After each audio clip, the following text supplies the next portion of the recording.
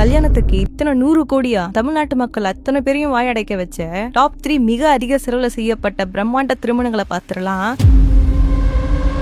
Third பிளேஸ்ல 1995ல செய்யப்பட்ட சுதாகரன் திருமணம் தான் இருக்கு.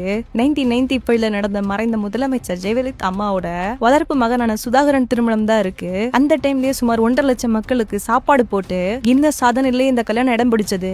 1995ல நீதிமன்ற கணக்குப்படி இந்த கல்யாணத்துக்கு சுமார் 3 கோடியில இருந்து 8 கோடி வரைக்கும் செலவு பண்ணிருக்காங்க.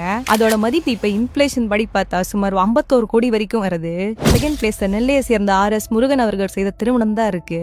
மணப்பெண்ணுக்கு சுமார் 600 சவரன் தங்கமும் செட்டிங்க்கு மட்டும் 30 கோடிக்கு மேல வாரி அரைக்கப்பட்டிருக்கு. இந்த திருமணம் சோசியல் மீடியால செமையா வைரலானதை தொடர்ந்து அடுத்த சில நாட்கள்லயே அவரோட வீட்டுக்கு வருமான வரித்துறை ரைடு வர அளவுக்கு போயிடுச்சு.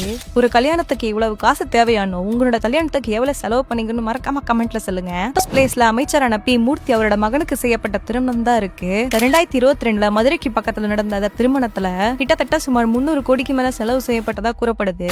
இந்த விழாவுல 4500 ஆடுகளும் 24,000 கோழிகள்னு அசைவ விருந்தே ஒரு திருவிழா மாதிரி நடந்துச்சு.